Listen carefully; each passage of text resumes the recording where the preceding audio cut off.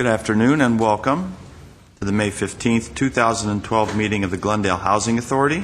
I apologize for those in the audience and at home in front of your television sets waiting for us to begin at our usual time of 3 p.m., but Council has been diligently working throughout the morning and through the afternoon on the budget and closed session items. May we have the roll call, please? Authority members: Friedman. Here. Manukian. Mincy. Here. Parazian. Here. Quintero. Here. Weaver. Here. Chair Najarian. Here. May we have your report? Agenda for the May 15, 2012 regular meeting of the Glendale Housing Authority was posted on Thursday, May 10, 2012 on the bulletin board outside City Hall. Next item is approval of minutes. So moved. Second. If there are no objections or corrections, the minutes will be approved as submitted. Next item, please. Next item is oral communication. One card was submitted. Discussion is limited to items not part of this agenda. Each speaker is allowed 5 minutes. Members of the Housing Authority may question or respond to the speaker, but there will be no debate or decision. The matter may be referred to staff through the Executive Director for investigation and report. I have a card from Richard Espiritu.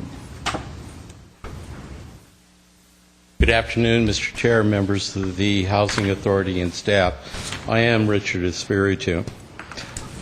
I've had a couple of conversations with the Community Development Housing Agency regarding the Fair Housing Act. And I think there, at least on my part, some misunderstanding, because they had indicated to me that the fair housing impediment analysis really only dealt with the accessibility or the ability to get affordable housing or accessible housing. When I pulled the 2011 impediment analysis, it had a very interesting statement on page 110.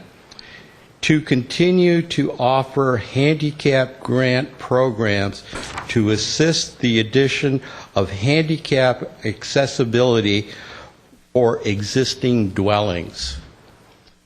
That sounds to me accessibility within a dwelling, not the accessibility to a dwelling.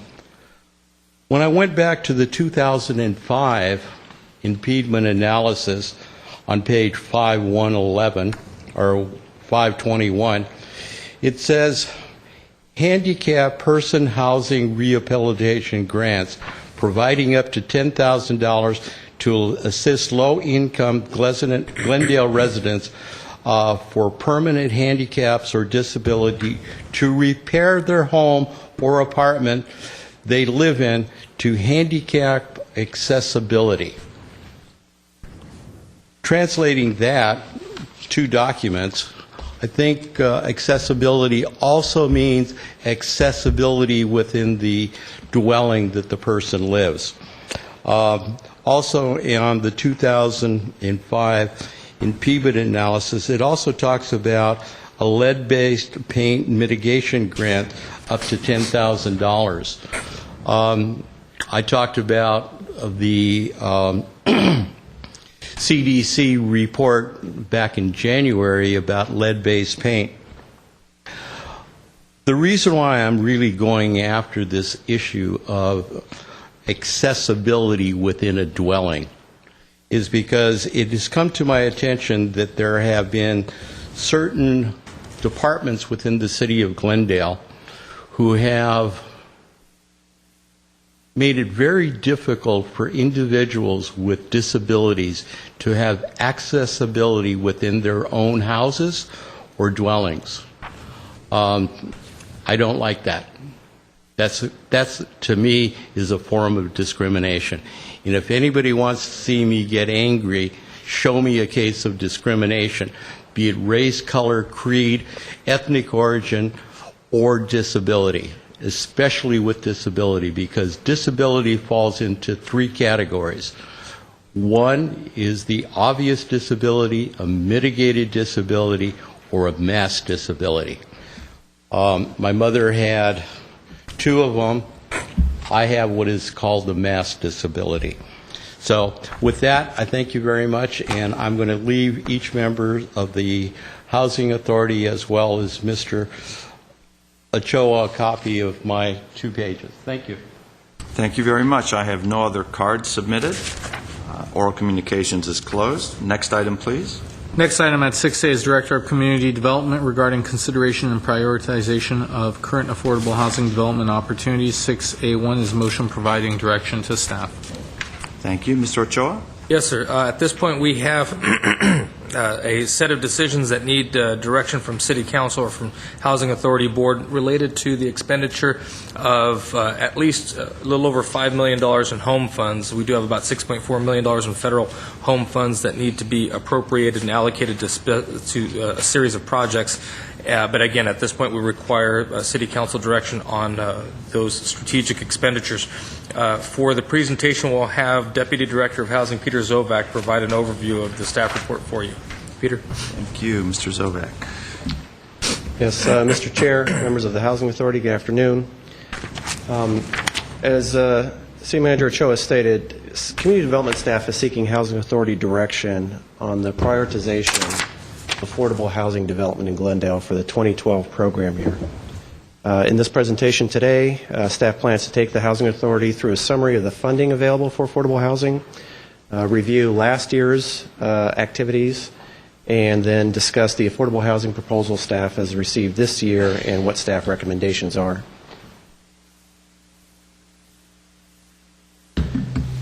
Just to, as a matter of background, the Housing Authority, since inception, has developed approximately 1,100 affordable housing units in Glendale, and then taking a snapshot back through to 2000, the Housing Authority has developed approximately 446 units of affordable housing, new development, 414 of which are renter new development, 32 ownership units, and total committed Housing Authority funding, that is Housing Authority funding that can only be used for affordable housing purposes, $55.8 million.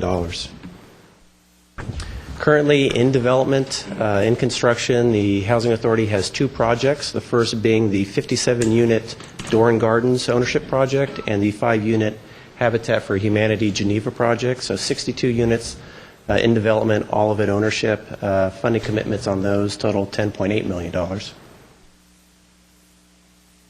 In terms of affordable housing funding, up until recently, the Housing Authority had utilized 2 sources of funding for development.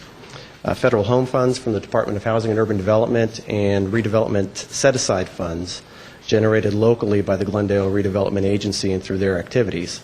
The set-aside funds accounted for approximately $9 million annually in funding, so it provided the bulk of the affordable housing development that's taken place really since the inception of the Housing Authority back in the 70s, and then as early as back to the 2000 and this number here. With the elimination of redevelopment and when that took effect, the set-aside funding balance that the Housing Authority had in its account was frozen and subject to recapture by the state. What relief we had hoped for through a series of state-sponsored bills meant to free up that money for cities has disappeared with the governor's announcement yesterday that they are proposing to sweep all of that funding to address the new or added state budget deficit that was discussed yesterday.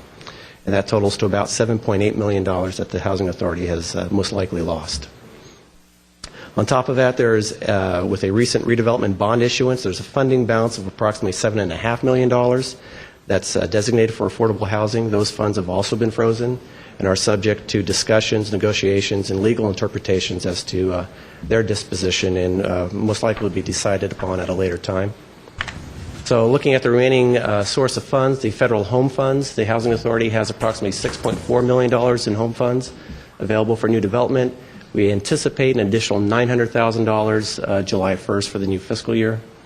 A little caveat that comes with home funds are commitment deadlines. There's a $2.8 million home fund commitment deadline that is approaching on July 28th, 2012, this summer, an additional $2.3 million that must be committed by September 30th, for a total of approximately $5.15 million that must be committed. So there's a sense of urgency in moving forward on projects and development.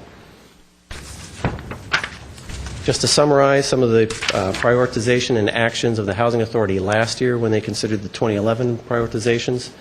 Last year, the Housing Authority prioritized as a first-tier project project that received a commitment of funding. The Mercy Housing proposal was a 53-unit tax credit rental project, lower-income veterans and families. The staff, once that was prioritized, staff did negotiate with Mercy Housing. We did come back and have an affordable housing agreement approved by the authority, commitment of approximately $4.5 million towards the project. Unfortunately, the developer was unable to secure the property with Glendale Memorial Hospital, and that project has been terminated. The second proposal that the Housing Authority prioritized was the S.H. Hope proposal. If you recall, the homeless shelter operator is Essentia, formerly Path Achieve Glendale. Essentia is going through the process of having a new homeless facility constructed in a new location. S.H. Hope is a nonprofit set up by one of the board members in which they have committed funding for homeless services and activities in conjunction with the homeless shelter. This was one of their proposals to utilize their funding commitment, a 9-unit multifamily project that they acquired down the street from the facility, or the soon-to-be facility. They requested rehabilitation assistance to the estimate of $200,000. That project was put on hold by the developer as they were looking to finalize construction plans and start construction on the homeless shelter. They've now been able to do that and refocus on their 9-unit project that they acquired. Staff has gone out there. We've conducted an inspection of the units. We've developed a work write-up. And the current estimate for the rehabilitation, we've actually had estimates come in from contractors, is $280,000. So we brought that forward in this current year prioritizations. And then finally, Fifth and Sonora, that is the property purchased by the Housing Authority about 3 years ago. About 1.7 acres. Staff was looking for authorization to prepare and issue a request for qualifications for the eventual development of that property. The Housing Authority and City Council requested that staff, rather than issue the RFQ, explore the possible development of that site as a park site by the city. We've done that. Unfortunately, with the condition of the budget the way it is, there is not an ability for the city to be able to purchase the Fifth and Sonora property from the Housing Authority, nor develop the park site once the purchase was completed. There were some other projects that were proposed in 2011 that did not receive first-tier prioritization. Basically, they all fell into a second-tier category. Quick recap is one is the Ganji development. That's a 53-unit, or proposed as a 53-unit tax credit rental project with a preference for veterans. Safford and Associates, a 27-unit acquisition rehabilitation project. YMCA AmCal, a 78-unit tax credit rental project for lower-income seniors. And Path Ventures, a 21-unit tax credit rental project for lower-income families with a preference for veterans. At one point during the fiscal year, the Housing Authority did prioritize the Path Ventures projects fairly recently, within the last 2 months. Staff did look at that project. The project was not determined to be a feasible project, so that project has gone away in that proposal. The Safford and Associates proposal, the developer was not able to negotiate an acquisition with the multifamily property owner, so that proposal has gone away. The YMCA AmCal proposal continues to be a proposal that for the Housing Authority's consideration and is in this year's review. And then the Ganji development proposal, and I have to say that what is in your staff report is that the Ganji development proposal is no longer a proposal because the property has been tied up into an escrow for a market rate development. Staff received a call today from the developer, from the property owner, I should say, who's indicated that the escrow or option to sell the property is tentative. They're still interested in developing affordable housing within the city. Staff did make an attempt via email to determine whether or not they were still interested. That went unreturned. And then shortly after that, met with the potential buyers of the property for their market rate proposal and the entitlements for that. So a little bit of miscommunication between staff and the property owner. They had called us today, so there's going to be a discussion of this in today's report as well. So I'm sorry, the potential buyers indicated that they're still pursuing that? The information is that the potential buyers are still pursuing a potential market rate project for the property. The sellers are still leaving their options open and would like to be considered as a project. And with that, I'll have Mike Fortney talk about the current affordable housing proposals that are up for consideration today. Good afternoon, Housing Authority Board members. I'm Mike Fortney, the Housing Project Manager. Just a moment. Okay. So currently we have several projects or several proposals. We have two different developers that are proposing new construction. One is Saffron Associates. They're proposing a Veterans Village for our Housing Authority-owned site and city-owned site at 327 through 331 West Salem Street. And that's that city parking lot number 12. And they are proposing two different options for that site. In addition to that, we have the YMCA AmCal proposal. That was a proposal that you saw last year in 2011, and it has changed a little bit. In addition to those new construction proposals, we also have two acquisition rehab proposals. Both are proposed by community development partners. One is for 311 East Cypress, and the other is 243 through 245 North Adams. And then finally, S.H. Hope, the property at 1911 Gardena, that is that acquisition, or I apologize, rehabilitation project that you also heard back in 2011. That proposal has changed a little bit. And that's all the proposal we have now, with the exception, we just learned this morning that the Ganji development proposal is still on the table. But I did want to mention that up until about 2 weeks ago, we had a Habitat for Humanity proposal for a property on Belmont. Unfortunately, Habitat was unable to negotiate the purchase price for that. So I won't be presenting on that one. Next one. Oh, clicker. Okay, so this is just an aerial of 327 through 331 West Salem Street. That's the Housing Authority-owned property, along with the adjacent city parking lot number 12. It is bounded by California to the north, Central to the east, Salem to the south, and Columbus to the west. The higher picture, the one to the left, is the Housing Authority-owned property. I need to get the maintenance crew out there. It's a double lot. It's 100 feet by 140 feet, almost 14,000 square feet. The city-owned parking lot next to it is the same dimensions. So in total, it's 27,916 square feet, just under 28,000 square feet. I said before, Saffron Associates, they're proposing two different options for the same site. The first option is a 44-unit, 9% tax credit family rental with a veteran's preference. The unit mix is 22 one-bedroom, 9 two-bedroom, and 13 three-bedrooms. Just a quick note, the one-bedroom size, 600 square feet. The two-bedroom, the size of the unit is 850 square feet. And the three-bedrooms come in at 1,100 square feet. The rents for these units would range for a one-bedroom as low as $436 a month to as high as $911 per month. The two-bedroom would range from $518 a month. I didn't want to stop you mid-stride whenever you have a break. I'm happy to answer anything. The last project that was proposed here, from what I remember, had a small, community park component, didn't it? It had a...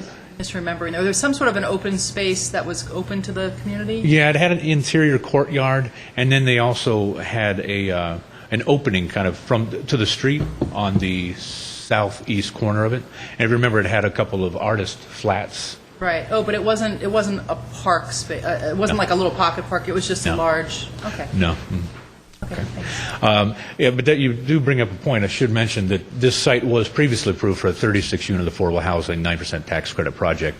Both this 44-unit as well as the 61-unit are slightly less floor area ratio than that 36-unit, just because of the number of bedrooms. So I think I was on the three-bedroom units. The size, 1,100 square feet. The rent would range from $592 to as much as $1,250 a month. And again, it's a family project, but with a veteran's preference. Option 2, the 61-unit, 9% tax credit rental, One unit would be for the manager, and then the others would be split. 30 units would be for seniors, with a veteran's preference. The other 30 units for disabled veterans. And by disabled, Tax credits secured already, or? No. They would apply for the tax credit round in March. And in both cases, New Directions is the proposed service provider.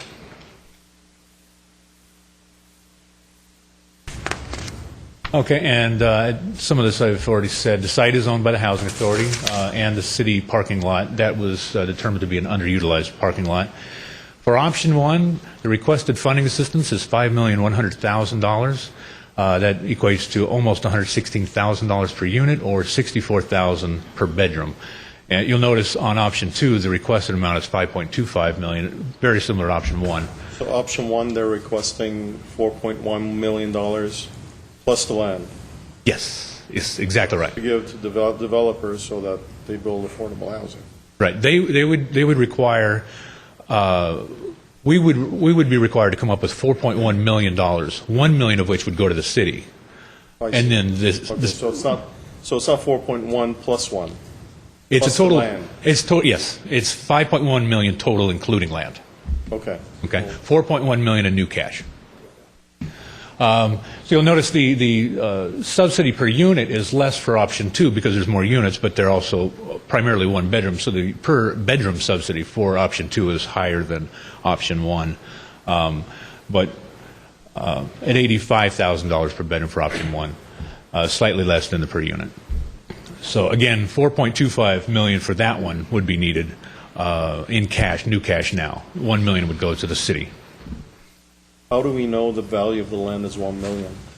We have an appraisal. It is dated, but we had an appraisal of $1,054,000. I believe it's dated about a year ago. So we would do a new appraisal. In my opinion, it's about $4 million. Okay. Whatever the appraised value comes in at, that's what the housing authority would have to pay the city. Okay, and just. I'm sorry that you thought that the land has a greater value than $1 million. I think so, yeah. You could. Total development cost, it's not on the slide, but for the 44 unit, it's $15.26 million. And for the 61 unit, it's $15.7 million. When you're talking about gross square foot Option price. are you talking about? Oh, I apologize. For the 44 unit, that's the option one. That's $15.26 million. I just wanted to note that it's $203 a square foot in construction costs. For the 61 unit, it's $209 per square foot construction cost. That's the budget estimate.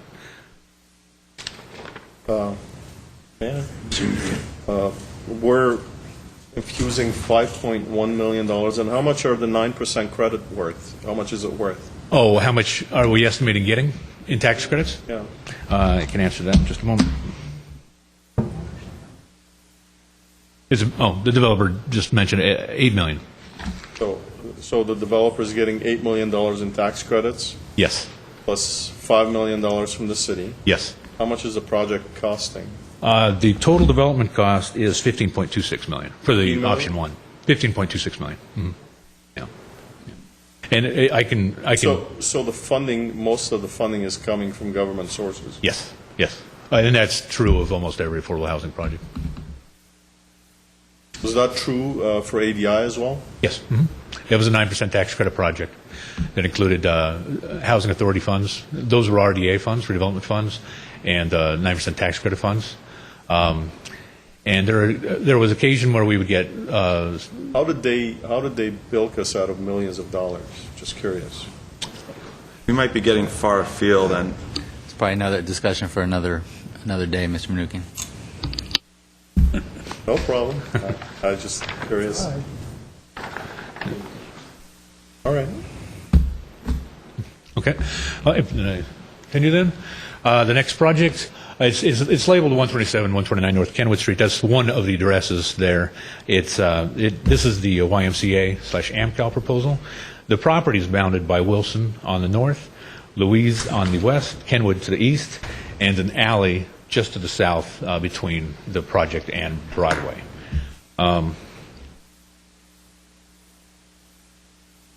Oh, good. Okay, so the project, or the site includes 2 existing apartment buildings, totaling about 25 units, as well as a vacant land and parking lots. The total site is approximately 51,000 square feet. That's when you take the total site, back out the SRO building on the corner, as well as the gym facility. Is it true that MCAL has hired an ADI manager? Yes. MCAL did hire it. Right. Okay, so the proposal, and this is one that was presented to you back in 2011. It's for a 78-unit, 9% tax credit rental development. It's primarily a one-bedrooms. It's made up of 62 ones and 16 two-bedroom units. And then 15 of the units will be given veterans preference. Sizes generally? Yes, the one-bedroom, it's a little smaller than the Saffron. It's 587 square feet for a one-bedroom. The two-bedroom is also smaller than the other one. It's 770 square feet. How much? I'm sorry. 770 square feet for the two-bedroom. Rent range is very similar. The bedroom or the unit? The entire unit is 770 square feet. Yeah. For the one-bedroom, the rent would be $430 a month at the low end to $905 a month at the high end. For the two-bedroom, it's $519 a month on the low end, up to $1,088 on the high end. And that's the 9% tax credits dictating those rents. The site is controlled by the YMCA. It, as I said before, it consists of a parking lot and 25 residential units. The proposal generates not only funding for the YMCA for its planned operations, but also provides additional parking for the YMCA. Requested funding assistance for the project is $3.75 million. That represents greater than a 50% reduction. I believe the requested funds from us in 2011 was $7.8 million, or roughly $100,000 per unit. So they are asking for less than half what they were asking for this go-around. That $3.75 million equates to $48,000 approximately per unit, or just under $40,000 per bedroom. And total development cost for this one is $23.5 million. That works out to $300,000 per unit. The residential is estimated at $120 per square foot, and the parking is estimated at $32 a square foot. That's found it to be a very low number. No, that's it for that. And now we're on to the acquisition rehab proposals. This one here is 311 East Cypress. It is, yeah, you can see the little balloon where it represents where the building is there. It's just 2 buildings in from Glendale to the east. So Glendale is over on the west side, Cypress is down south. There's a photograph of the actual building from Cypress. You can see the front facade of the building as well as the side there. It's a really interesting old building built in 1928. And also, you don't see the entire street, but we did mention in the staff report how very narrow the Cypress is. I believe it's 24 feet wide. So this is a acquisition rehab of an 18-unit project. They will go after 9% tax credits as well.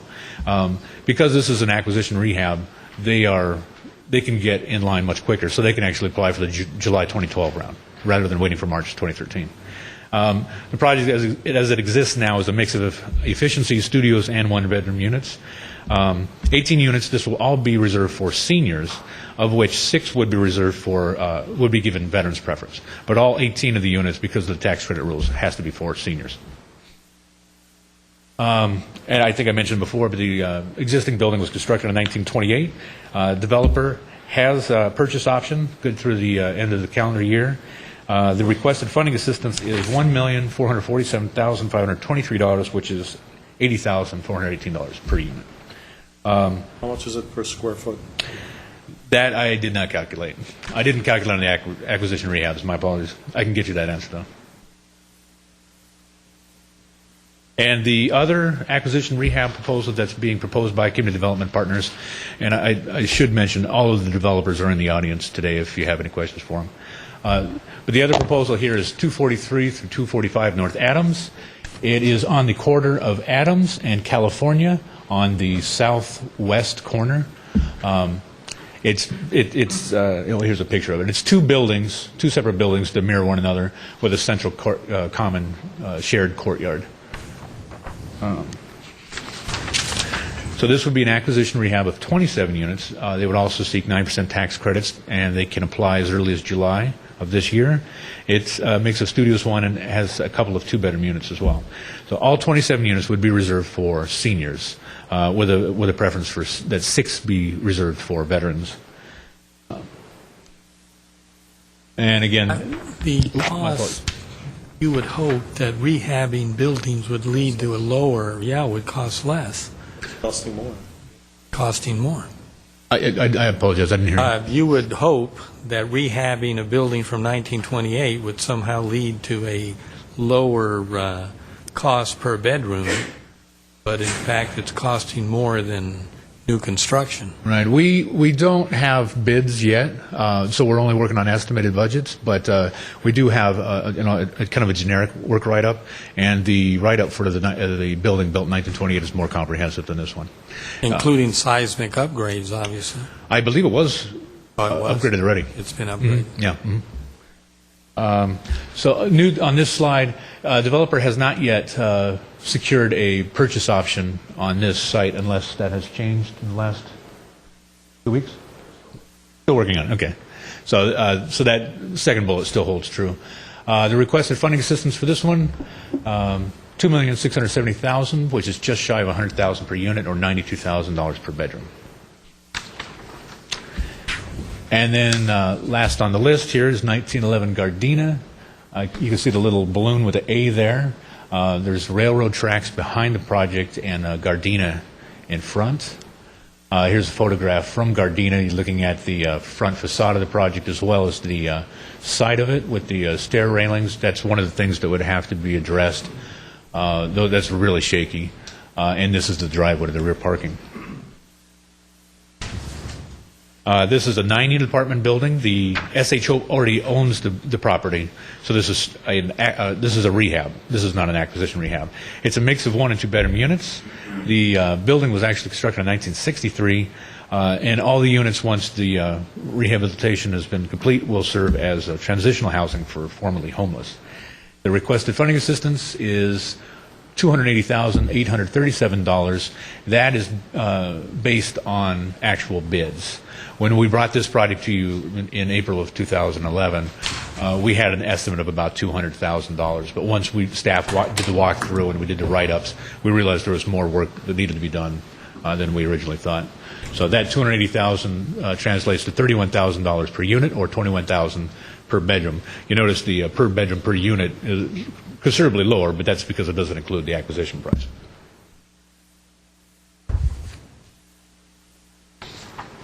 And Oops, my fault. that last one, Yeah.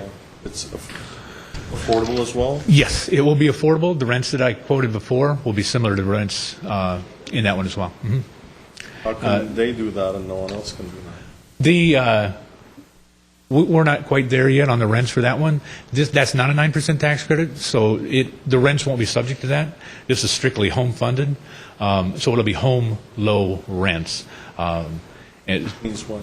They're slightly different. What are the ranges? I don't have that, but I'll get that for you. Home low. Okay. And then we hastily put together this slide because, again, until this morning we didn't realize that this proposal was still on the table. So this information is based on 2011. We have not had any new information given to us by Ganji Development, but the site is 5031 Pennsylvania Avenue. It's a site that they own. They had proposed a 53-unit, not a 9%, but rather a 4% tax credit rental for lower-income families. The distinction, one of the main distinctions between a 4% and 9% is 4% is over-the-counter, whereas the 9% is more competitive, and there's only 2 rounds per year that everyone goes and applies for. So you typically get more money from the state for a 9% than you do a 4%, but in exchange, the 4% is non-competitive. So they're proposing that 4%. Their unit mix was 42 2-bedroom units and 11 3-bedroom units. The requested funding assistance was $6 million, and that is the value that they place on their land. that equates to $113,000 a unit or $51,000 per bedroom. And the rents on these would be the same as what I was quoting on the Stafford and Associates and the YMCA proposals. So that's it from my part. I was going to turn it back over to Peter Zovak to walk you through staff's recommendations, unless you have questions for me. Question for Peter. Comes up.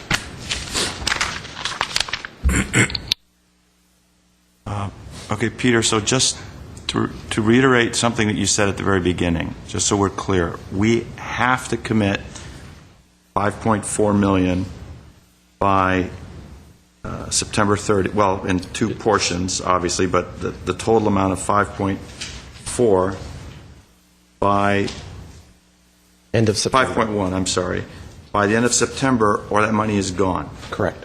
And these are the only options that we have? Can we buy land and hold it for a future thing, or does it have to be a project that's identified, ready to go? The latter. It has to be a ready to project go. that's identified and ready to go. So if we don't Using like home funds, you can't land bank as you could to a degree with set-aside funds. Okay, so we have to spend this money. Correct. Regardless of our happiness with any one of these individual projects, whether we think they're efficient, economical, in the wrong area, too many units, too small a unit size, we have to spend this money, commit this money. We have to commit Or this lose it. money, but I should say that it's not staff's intent to say these are the projects and these units are the only units that we're asking you to approve. If there's a concern with one particular proposal that you prioritize and a desire to see some unit count changes, that would be something we can go back to the developer and negotiate with and then bring back to the Housing Authority. It's not a take it or leave it, but it is, we're under a tight timeline. There's only so much we could change, but there might be some ability to make some changes based upon your desire. To alter the scope of one of these respective developments. When you look at the type of unit, the unit mix, things like that, that is still something the council has policy over. There is some ability to do that. It may be limited depending upon what that direction is, but But that might not work. If we go to one of the developers and say, look, we don't want 60 units, we want 40 units, and he's going to say, look, it just doesn't pencil out, I can't do that. that could be the That's case. a risk we take by getting closer and closer to that deadline of... That is. And then the funding request could change. That can throw then the other projects that you were satisfied with out of whack as well. Okay, Ms. Friedman? So there's a total of 5.15 million? I was a little confused by the slide that said 6.4 million in home funds, and then the 5.15 million. So my question is exactly, which is it? And I'm sorry if you It's a little explained bit it. of, it's a little bit of both, actually. There's $6.4 million in home funds available for new construction, and an additional $900,000 expected July 1st. But at this point, we have $6.4 million to commit, of which that 5.5 must meet these two commitment deadlines. Okay, but we have up to 6.4 plus 900,000. Correct. So basically, you're talking about one large project here, or a couple of the smaller projects, or one large plus... You have the smallest one, I think, is the Essentia project, the rehab project. In terms of our recommendations? No, just in terms of what we can do. Yes. We can do one project that's priority number one, and maybe Essentia can sneak in if the Well, other one's small enough. when we can't, go- we can't overcommit. I mean, we can't spend more than we have available. Correct. Right. So, Total of what you prioritize has to be a number that's at least this amount, and then in the future, we can commit some additional money as well. so now we're looking at 6.4. Correct. So it's in At a terms minimum, you want to commit, I'm sorry, at a minimum, you want to commit 5.1. right.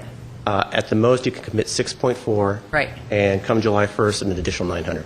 Right. So I know that we're prioritizing kind of 1, 2, 3, 4, 5, but unless number one falls out, we're talking about the funds going to one project, maybe one plus the Essentia project, depending on which project it is. Well, our recommendation would be a combination of three projects, How can we do 3? They're all at various amounts that total That will total an up to amount. that, okay. Correct. Isn't that your last slide? And that's where you, Mr. Quintero. Yeah,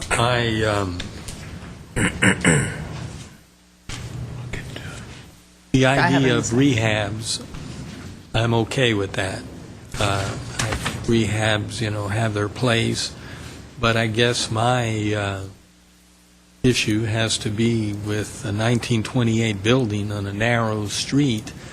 Can we, in view of the timeline, can we continue to pursue rehab options other than this particular one on Cypress? You could, because that, you would still want to make sure that the other projects that you prioritize Yeah, no, I'm equate to saying the we could 5.1. go the other projects, but if a developer comes to us, or these same developers come to us 6 weeks from now, 8 weeks from now, would there still be enough time to find another building and try to work something out? It would be, as long as the other proposals that you do prioritize equate to the 5.1, so we are not at risk at that. But if I may, I could get into a little bit about the recommendations as to why staff feels that the Cypress one is actually makes a lot of sense from a number of different perspectives. But to start out with, the lowest request project is the SH Hope proposal for the $280,000 rehab. That's, as we said earlier, a continuation from last year. Because of the construction and the need to kick off the homeless shelter construction, the developer couldn't move forward.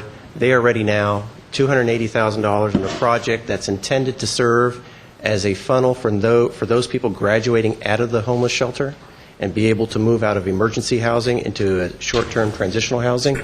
This project really is high on staff's recommendation, and with the amount of $280,000, we feel very confident in being able to support that recommendation of funding that. The second proposal of the two acquisition rehab proposals, the Adams versus Cypress, staff is pretty excited with the Cypress proposal for a number of reasons. One is the ability to put some money into the rehabilitation and what we're calling the restoration of that building. The building, although it has gone through changes, there's still a lot of the old characteristics that are there that could be brought back through the rehab. The very small efficiency studio and one-bedroom units are all primarily occupied by families. Staff does consider it to be overcrowded. The developer's proposal to convert that to a senior facility makes a lot of sense.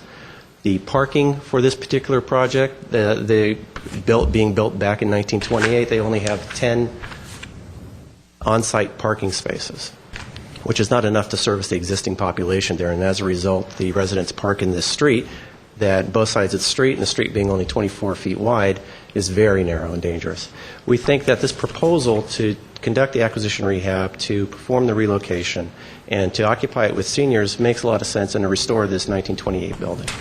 And the best aspect of this proposal, as Mike touched on, is that the developer has reached an agreement with the property owner for the acquisition of that and doesn't need to have it take place in December of 2012.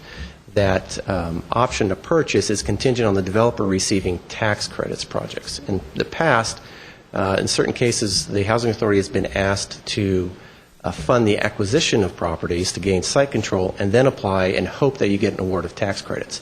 This situation is just the worst. The developer has an option. The developer does not need to take down the property. Everyone sits and waits with their respective commitments until they find out if tax credits have been awarded, and then only once they're awarded and we know we have an actual project, then everything starts to take place, acquisition first, then the rehabilitation. There's really not a risk here that we've seen on other proposals, and that's what makes this a desirable proposal. In terms of the Safford & Associates Veterans Village project, of the two options, staff is recommending option 1, the 44-unit scenario. That option provides the most variety for affordable housing. If you recall, it is for families and then also with a preference for veterans. So if there are not enough veterans to occupy the 44 units, then the default is just low-income qualified families. And so that way you don't have a building sitting empty for a population out there that's really hard to judge as to how many veterans are out there and how many might want to take advantage of the affordable housing. Well, let me tell you right now, I don't think you're going to have any issues filling that building with veterans. Absolutely not. And we've had some success with our recent vet wrap program that was discontinued because of the elimination of redevelopment.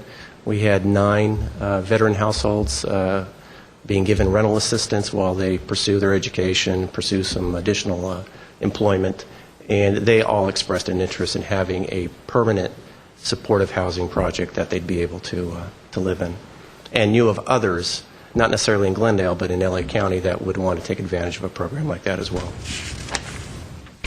One note to bring up on the Salem proposal with Safford and Associates. Typically, it's the Housing Authority's policy to develop Housing Authority-owned properties through a competitive bidding process. Although no other recent proposals to develop the site has been submitted, a number of developers have expressed a general interest in developing the parcel.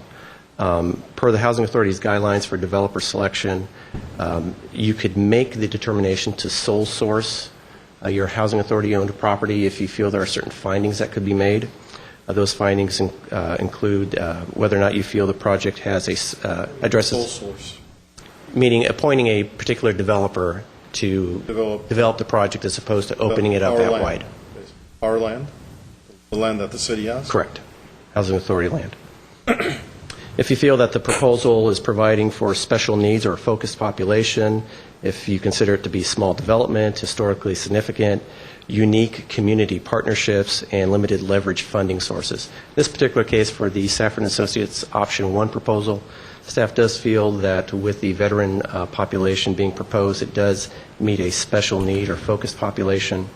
We do think that the developer is partnering with a social service provider. It was mentioned New Directions. New Directions is a nationally recognized social service provider strictly for veterans, those who are returning. They've been long established in Los Angeles. They have their headquarters on the campus of the Westwood Veterans property there. And they've actually entered into a number of service agreements with a couple of affordable housing developers in LA County that have projects in other cities. And so we see that as a unique community partnership. And with regards to the limited leverage funding sources, again, we're under the timeline for the expenditures of home funds. And then the final proposal that staff is recommending, but not necessarily recommending funding at this time, would be working in partnership with the YMCA to issue an RFQ for their site. Although the developer's request from last year to this year has been greatly reduced, staff does have concerns relative to the proposal. I just want to go back to the aerial, if I may. This proposal on this parking lot, this vacant lot, and these two buildings here is immediately adjacent to the city's arts and entertainment district, what the city determines to be the core of the arts and entertainment district. That district has been zoned in a way to encourage the clustering of theaters, music and comedy clubs, galleries, and other similar uses. The vision for that was to utilize redevelopment funding to be able to facilitate that vision. With the elimination of redevelopment, the resources to financially effectuate any type of change in that zoning is very limited. So it really calls attention to the fact that any land use decisions in either in the area or the immediate area are that much more important, because you don't have necessarily funding to be able to correct any type of problems that might come along with a land use decision. With a low-income senior housing population so close to the arts and entertainment district, staff doesn't feel that that particular proposal is suitable. In addition to that, there are, within a 2-block radius down here in the southern end, there are approximately 400 other affordable housing senior units that have been developed by the Housing Authority. I believe it's a total of 4 separate projects, the largest one being right next to the city's library, 167-unit Casa de la Paloma, if you recall that 4-story building right there.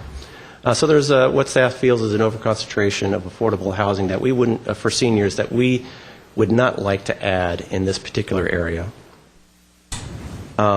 Staff believes that if an affordable senior housing project is not the right proposal for here, we still have some questions as to what the right proposal is. And a lot of that is that the YMCA, it's their property, and they are trying to achieve some things with the sale and long-term ground lease of their property. The Housing Authority obviously is trying to achieve a few things, and the City Council is trying to achieve that as well with regards to the Arts and Entertainment District. We think that the best way to pursue this property is to work cooperatively with the YMCA develop kind of a task force of staff of different departments to work with the YMCA to go through a visioning process for eventual proposal there. What type of population you would want to serve, what type of design you would want to encourage on those buildings that you think would help stimulate and revitalize the area. What type of issues that the Y is concerned with and how an affordable housing proposal could help address some of those issues. The incorporation of the existing historic SRO building that the YMCA operates into a future housing proposal. A whole number of things that we think would best be served as addressing them through a cooperative process between the city and the YMCA staff through this task force, and then coming out of that with an RFP process to identify a developer who can best implement that vision. And those are our recommendations. So, Peter, those top three come in at about 6.5. That would pretty much exhaust the funds. Correct. Yeah, but So if the Housing Authority were to accept staff's recommendations, those total would be $6.8 million, of which the discussion we had, there's already $1 million worth of land invested in the Salem proposal, so leaving $5.8 million of actual cash that the Housing Authority would have to contribute for those three proposals here, Okay, so that would leave it leaving a 500. balance of approximately $562,000 plus an additional $900,000. Plus, eventually, we'll have some resolution on the bond, affordable housing bond proceed Okay. balance in the near future. So there'll be a little something left over. A little something for some other projects going forward. I have some And car. then, Oh, sorry. I'm sorry, and I just want to touch back, going back to the Ganji development. Staff took a look at this proposal again. We did evaluate it a year ago. With staff's recommendation, we have funding that is spread out throughout the city here. We have a different product type in the three proposals.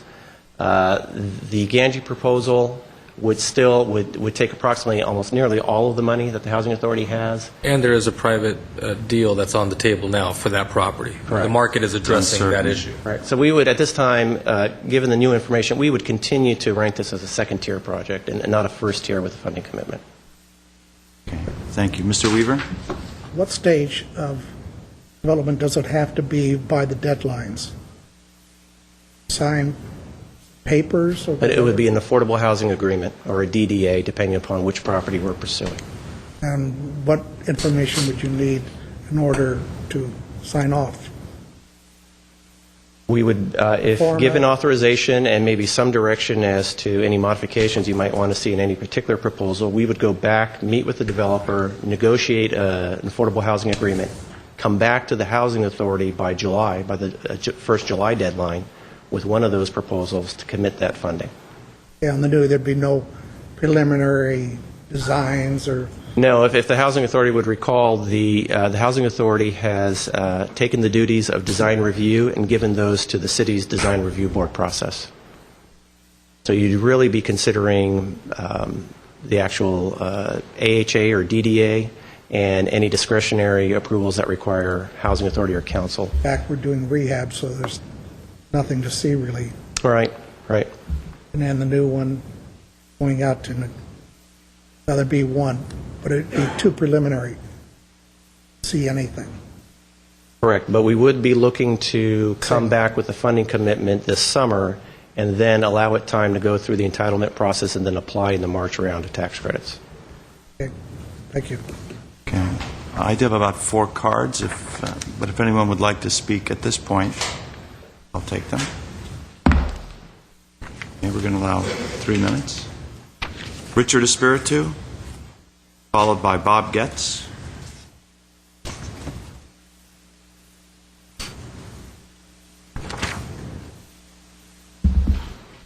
Good afternoon, Mr. Chair, members of the Housing Authority. I am Richard Espiritu. I'm not disagreeing with any affordable housing project as long as it meets one requirement, that they do meet the needs of the disabled community.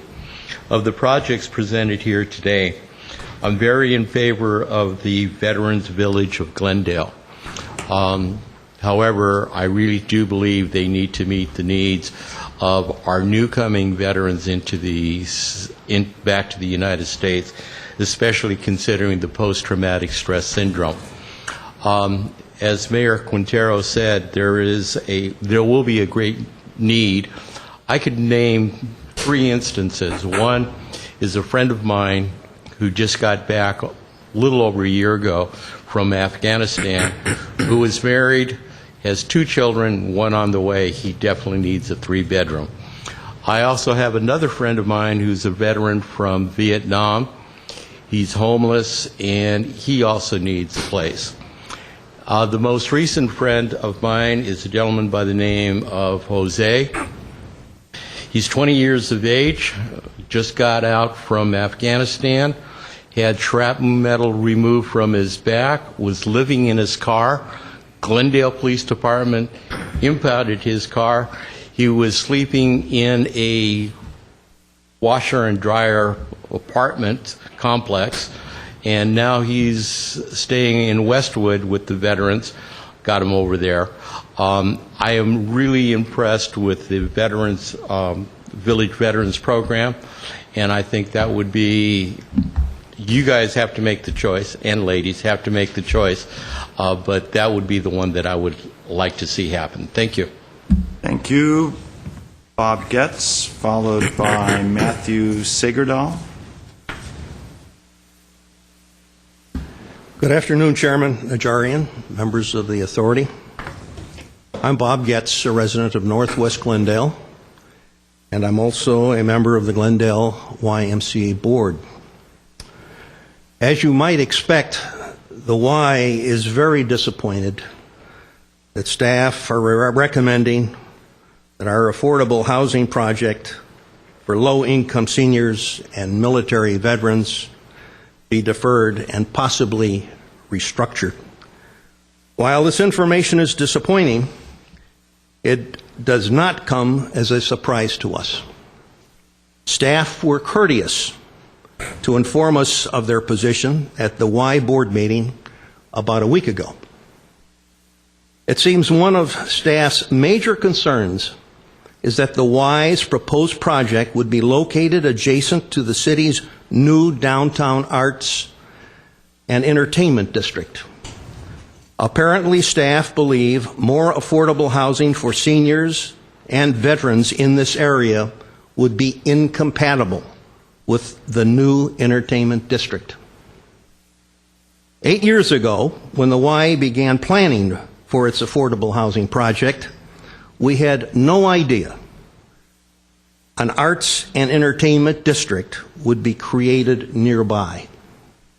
Over the past several years, we have been meeting with city officials to ensure that our proposal would be consistent with city standards and requirements. After all this time and effort, we now find out that our project is not considered compatible. One would rightly say that the Y has become a victim of circumstances beyond its control. We remain optimistic that this authority will still find our latest proposal to be consistent with your objectives and deserving of city support. However, if you do decide to defer our project pending further discussions with staff, we hope these discussions continue to be cooperative, productive, and above all, responsive to those who need affordable housing in the city. Thank you very much. Thank you. Matthew Sigerdahl, followed by Andrew Gross. Andrew Gross.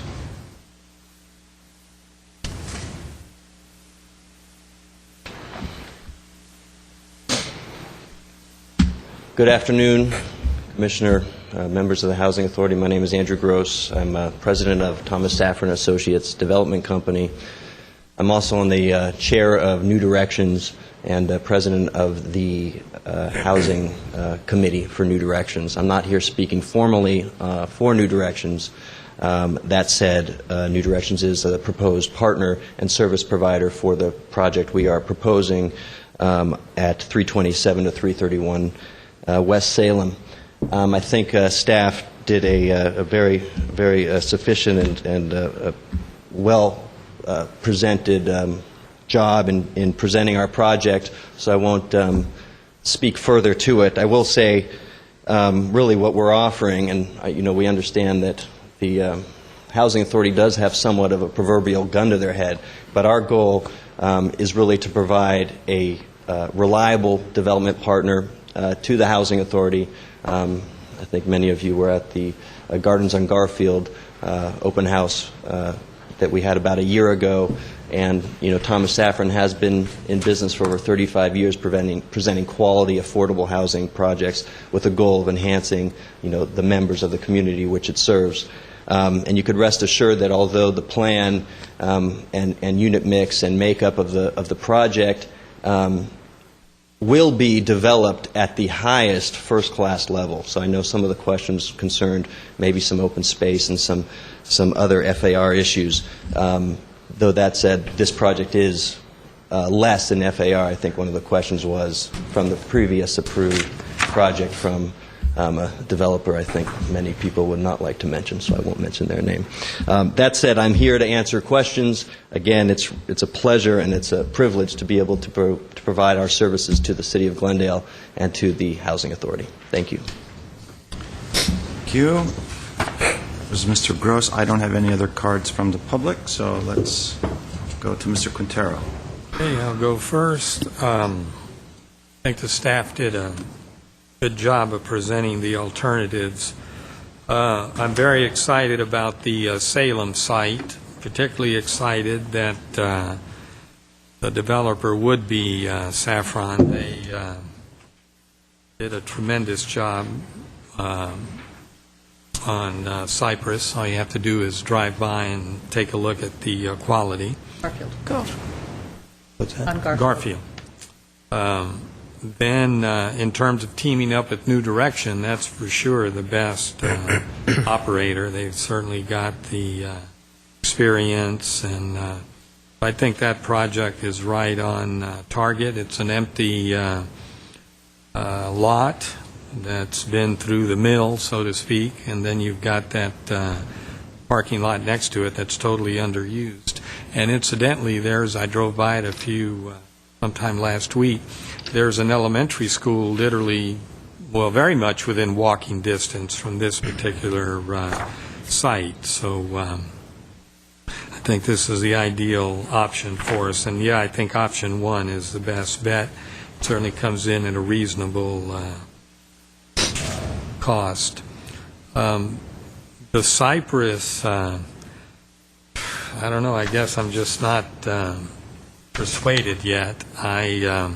I just think of all of the issues that can come up with a building that's that old. When we first started this discussion, Mr. Najarian was the one that was particularly interested in rehab.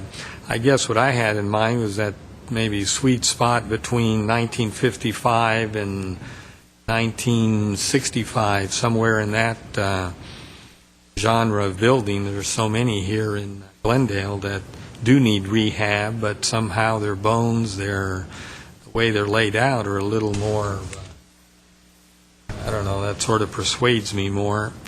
This particular one, we'll see what the other commissioners feel about it, but not that excited about it. The Essentia project, I think, is another slam dunk. I think they're going to do a very good job, and the transition housing is very important, and obviously we can get it done with very little capital cost.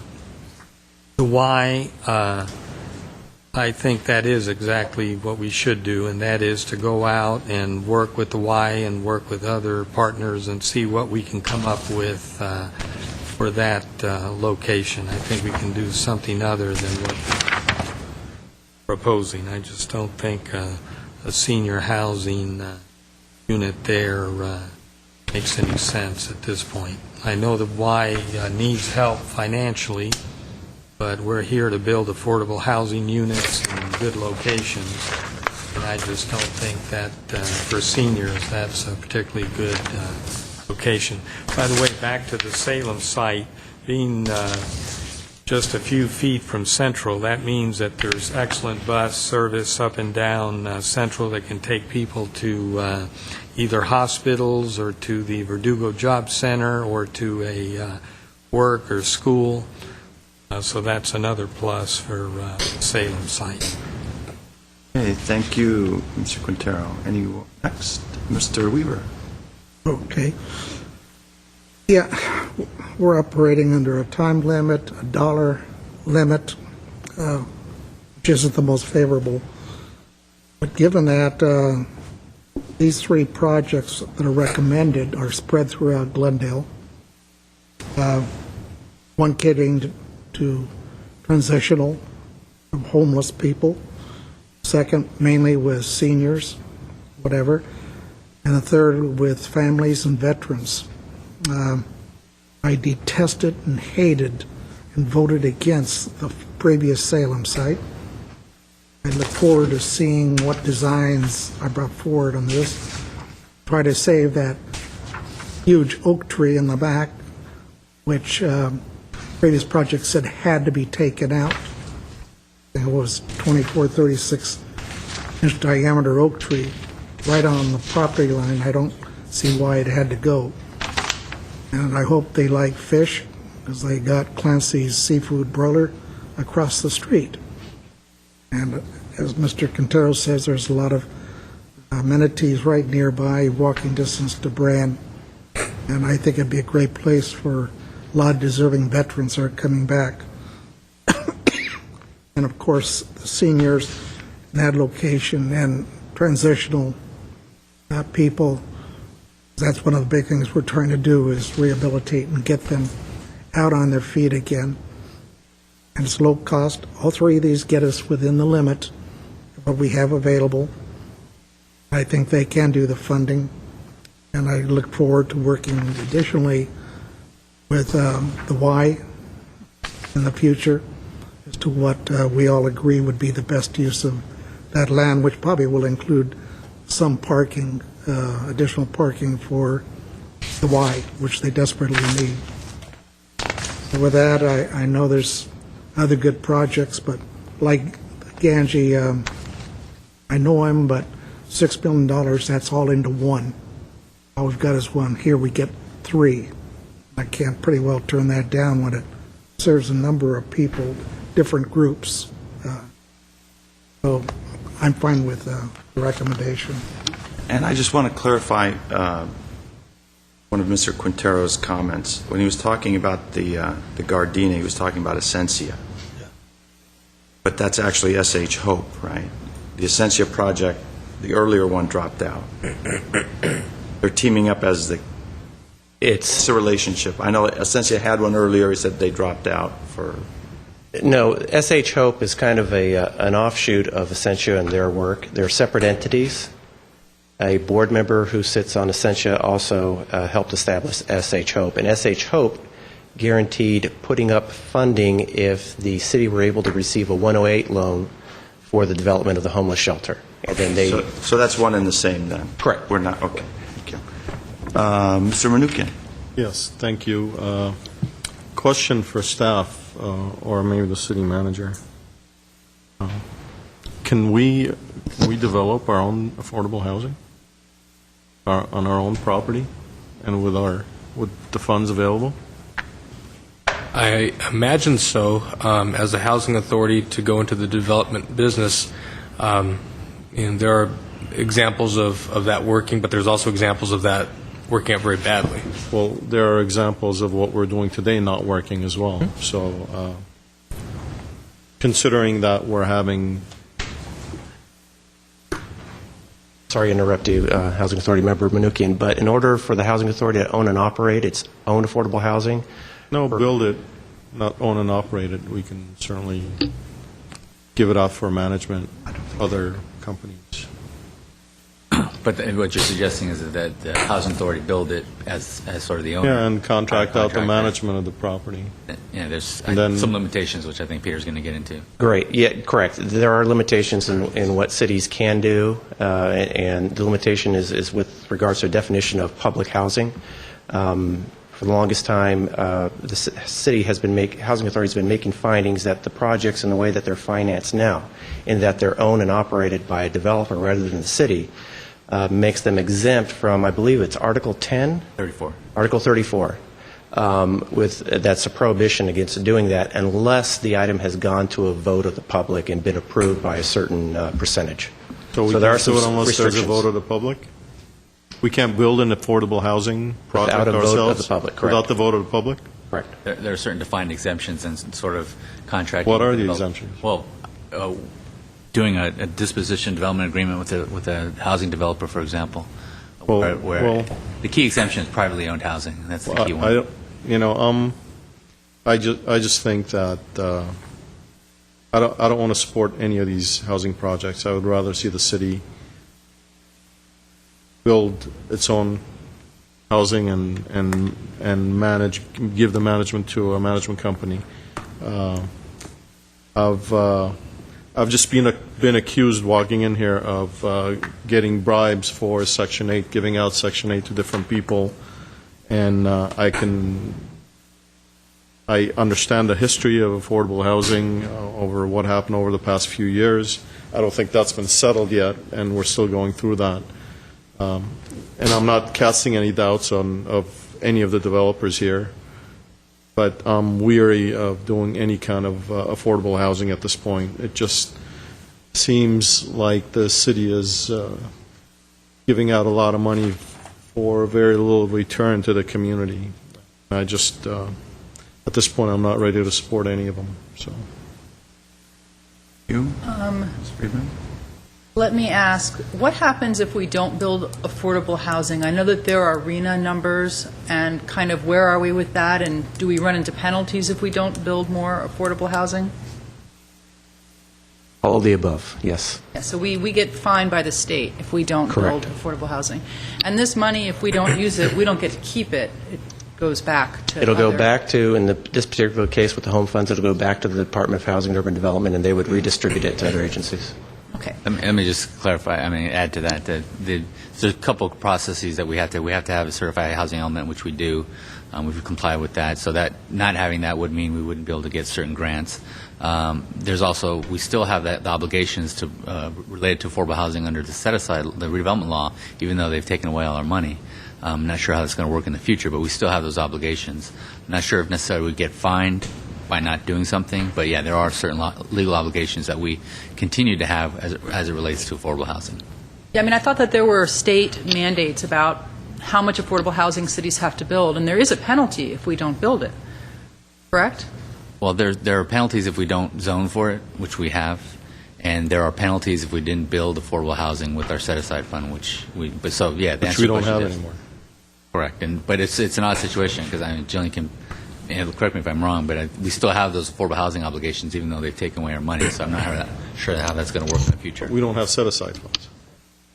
Well, yeah. One of the provisions of AB X126 is that the California Law Revision Commission is charged with revising the rest of the community redevelopment law to make it consistent with the provisions of AB 26. And so what we would likely see, unless this would be amended, is within the next year they're charged with eliminating or revising those provisions, and that may include but not be limited to the requirement to produce affordable housing.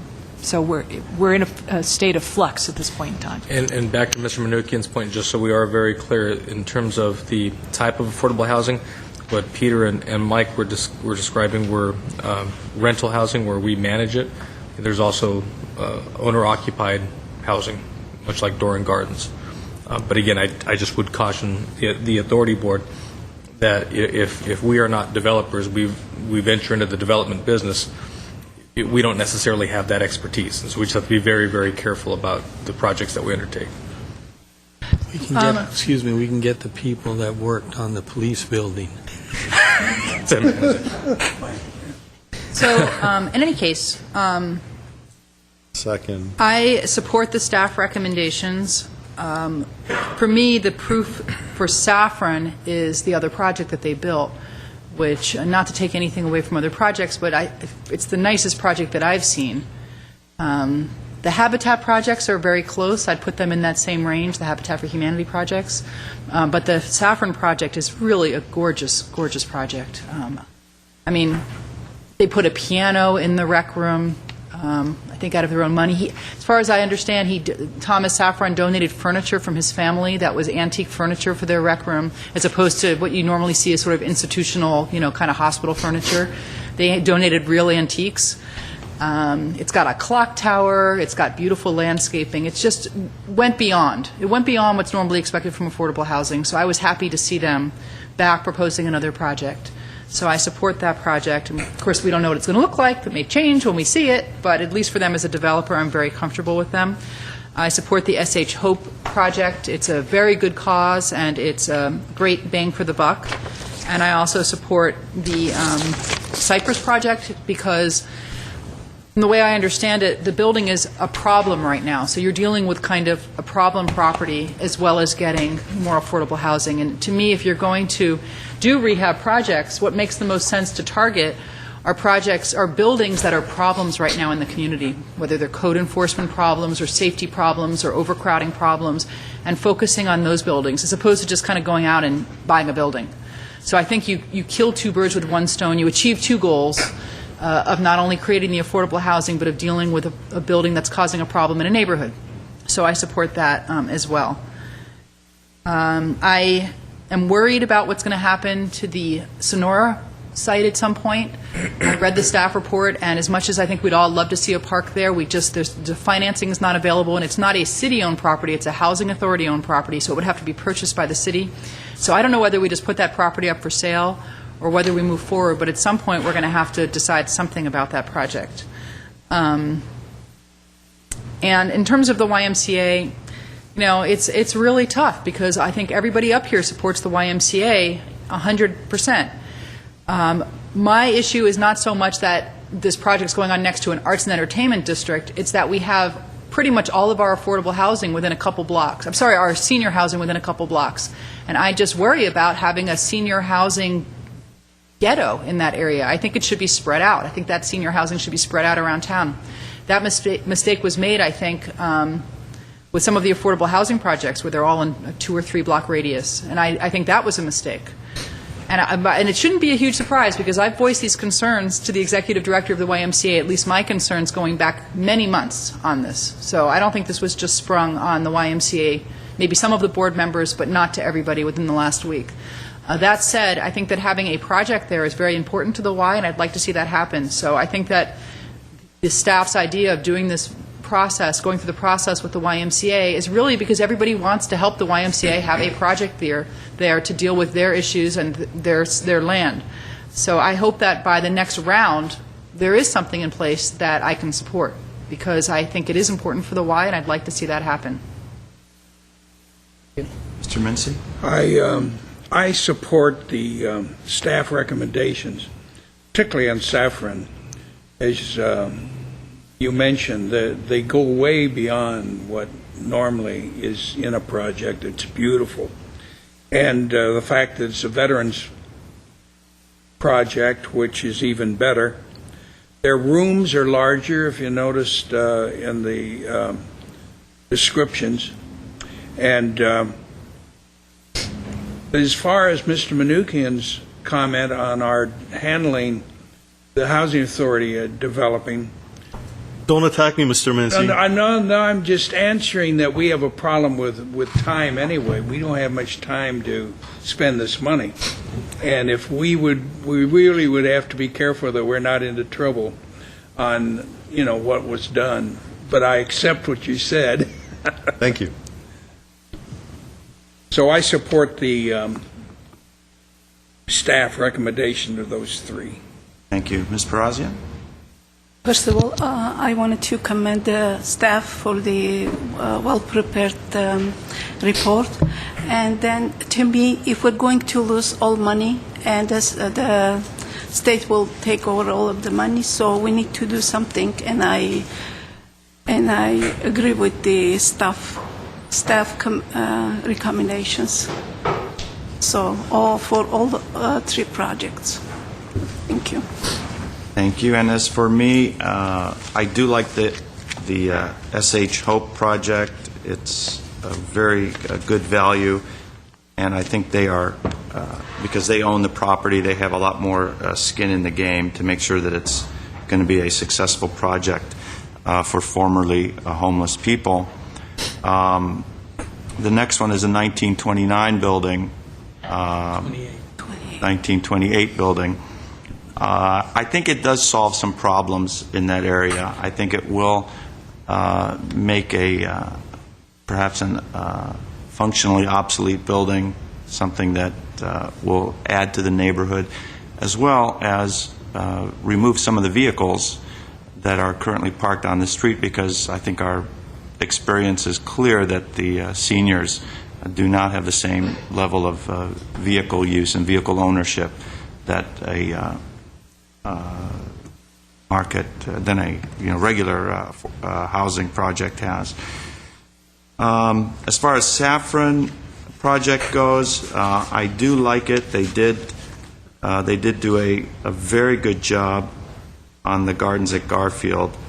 However, I do want to say the only negative is that project went way over timeline. I think not so much in the construction phase, but it was took a lot longer than we had expected. I hope that they are able to move this one along at a better clip. I do reserve my right, though, to tinker with the unit size. I think some of those units are kind of small, those one bedrooms. Of course, it still has to pencil out for the Saffron company. So at some later point, as we look at design and makeup of those units, I'm hoping that we can have some flexibility in discussing a better size. I'm against small units. The Broadway lofts I was against mainly because of the very small size. These are much larger than those, but still I think they're on the smaller side. Even the two-bedroom, and the two-bedroom was 700 some square feet, and the three-bedroom just barely cracked 1,000, if I'm not mistaken. As far as the YMCA goes and the senior housing, I'm not going to let a bunch of loud seniors rain on the revelry of those in the arts and entertainment district. And that's not a factor in my consideration. I'm not so much concerned about the density of senior housing. I don't think seniors have much of an impact at all in a neighborhood. If anything, it's really a calming factor to a neighborhood. The only thing I can tell the YMCA is keep at it.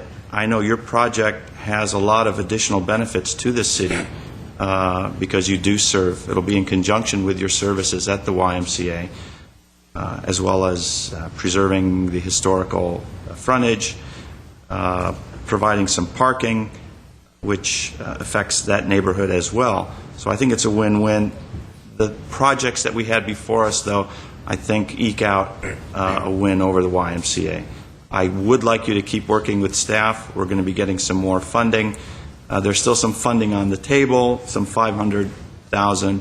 We'll get an infusion again next year, $900,000. You're about halfway then to where you need to be with that size project. So keep at it. I am going to have you on top of my list next time it comes around. Those are my comments. So essentially, I'm agreeing with the staff recommendation. Okay. I'll move 6A1. Second. Roll call, please.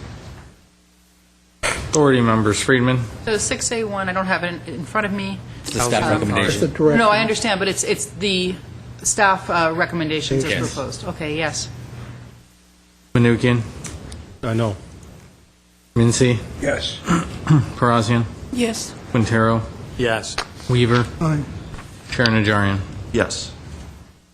Next item is authority member and staff comments. Any comments? Seeing none, or motion to adjourn. So moved. Second. The authority is adjourned.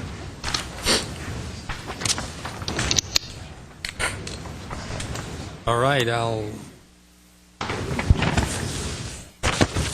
Just for the record, I don't have access to the internet, That- so I have no documents in front of me. Internet is down and it's being worked on. down About throughout my, the city. What are you going to do, successor? Back up. That's city council. Yeah, backup. From now on, I want all the backups. In color? In paper, and in color, yes. Mr. Mayor, there's the meeting regarding the five-star. Right, right. Well, that's council, Special right? and successor. Yeah, Phil. All right, let's call to order the special public meeting of the Glendale